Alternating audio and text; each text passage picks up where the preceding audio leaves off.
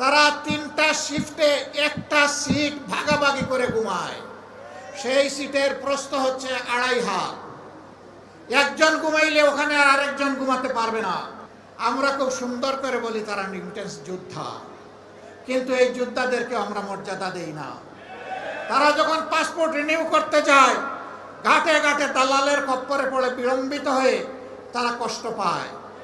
আজকে তো দেশের ভিতরে শ্রমিক ভাই বোনদের জন্য আমরা কথা বলছি, বাইরের যারা তারাও তো আমাদের ভাই বোন, তাদের জন্য কথা বলবে কে?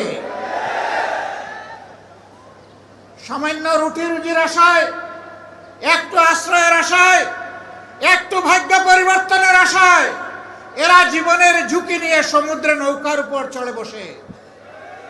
তারপরে কোনো একটা ঢেউ এসে তাদেরকে সমুদ্রের পেটে হজম করে ফেলে।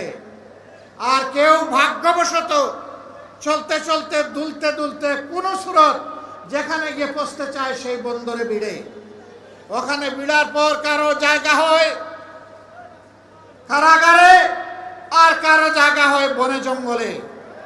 তারপরে আস্তে আস্তে আস্তে পথ খুঁজে নেয়।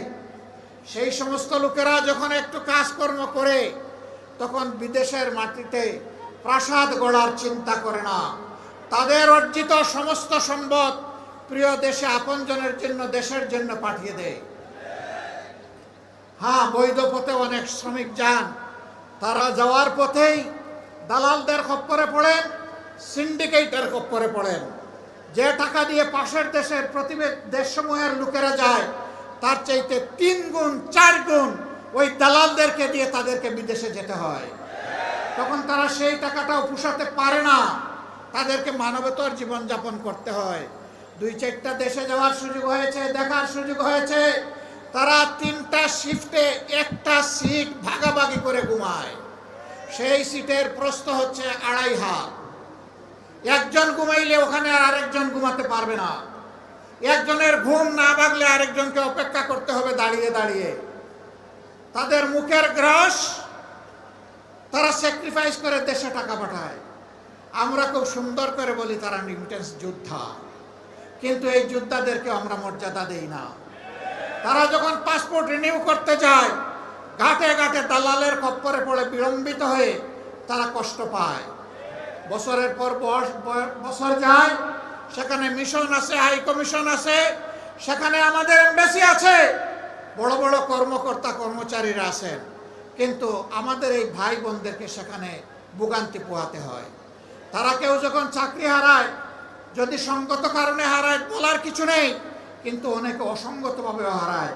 তাদের পাশে দাঁড়ানোর কাউকে খুঁজে পাওয়া যায় না। আমরা এই পরিস্থিতি আর দেখতে চাই না। আমরা দেখতে চাই যেমন করে তাদেরকে রেমিটেন্স যোদ্ধা বলা হয়েছে, তেমন করে যেন তাদের মর্যাদাটাও তাদেরকে দেওয়া হয়। তাদের প্রয়োজনে দেশ এবং সরকার যেন তাদের পাশে দাঁড়ায়। যদি ওই সমস্ত এমবাসি এই কাজ না করতে পারে, ওখানে এমবাসি থাকারই কোনো প্রয়োজন নেই। এমবাসি কার জন্যে? এমবাসির কিছু কর্মকর্তা কর্মচারীকে লালন পোষণ করার জন্য নয়। এমবাসি ওখানে দেওয়া হয়েছে দেশের জনগণের স্বার্থকে সেখানে রক্ষা করার জন্য।